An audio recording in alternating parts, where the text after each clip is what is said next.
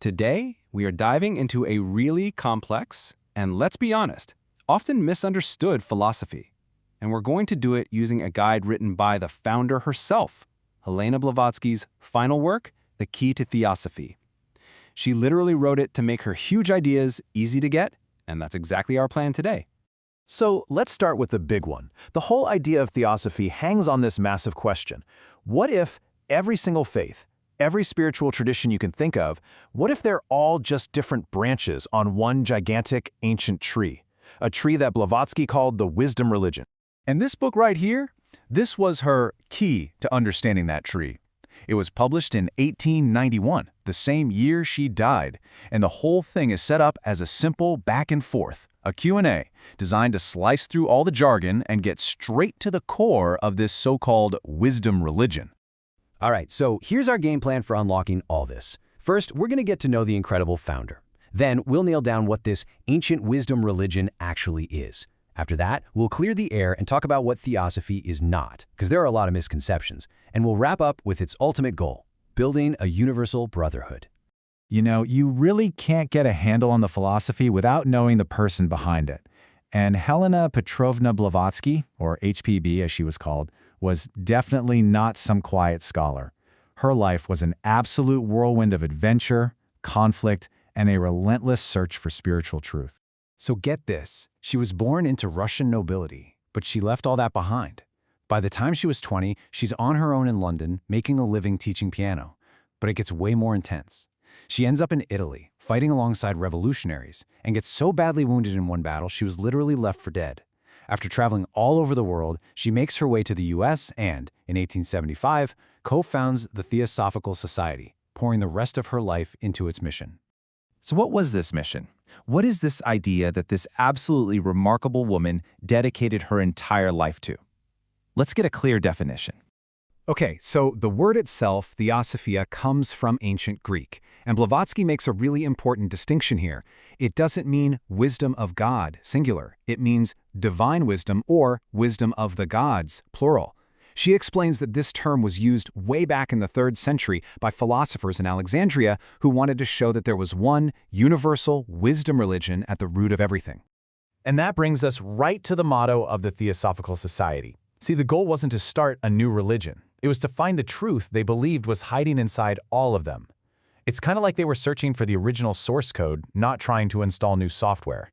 So the society had 3 main goals, laid out super clearly. First, and this was the big one, was the practical mission, to create a core group for a universal human family, totally ignoring race, creed, or gender, which was an incredibly forward-thinking idea for the 1800s. Second was to study everything, religion, philosophy, science, and look for that common root we talked about.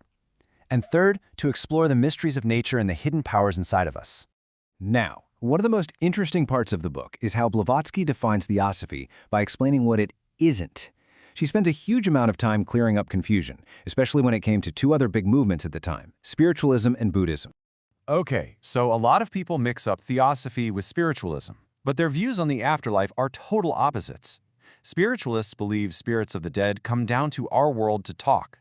Theosophy says, nope, the immortal spirit cannot come back. Instead, it's the spirit of the living that can travel to other planes. So what people see in a seance? Theosophists would say it's not a soul, but maybe a projection from the medium's own mind, or just the leftover psychic shell of the person who died, like an echo with nobody there. The other big mix-up was calling theosophy esoteric Buddhism. Blavatsky explains this was a total misunderstanding that came down to a single letter. She called it esoteric Buddhism. That's B-U-D-H-I-S-M. It comes from the Sanskrit word bodha, which just means wisdom. It was about a universal wisdom, not the specific religion of Gautama Buddha. And actually, theosophy disagrees with mainstream Buddhism on huge points, like believing in a supreme divine source and a conscious soul that reincarnates. So, you might be thinking, okay, divine wisdom, ancient truths, different planes of consciousness. What's the actual point of all of this? And that brings us right back to that very first objective, the real, practical heart of the whole system, creating a universal brotherhood. And Blavatsky uses this brilliant analogy to explain it. She says to think of all of humanity not as a bunch of separate leaves, but as one single tree. We're all connected to the very same trunk, which itself grows from one spiritual root. And if you attack that trunk, well, it's pretty obvious every single branch and leaf is going to feel it. So here's the takeaway. From a theosophical point of view, there is no such thing as an action that only affects one person. Harming someone else is like a leaf on a tree trying to attack its own trunk. Through what they call the law of karma, a universal law of cause and effect, that harm is going to ripple through the entire tree and, sooner or later, it's coming right back to you. To make this whole idea of reincarnation and learning easier to grasp, Blavatsky uses another fantastic analogy, an actor. She says our true self, our immortal ego, is the actor. Our life right now, as whoever we are, is just one temporary role.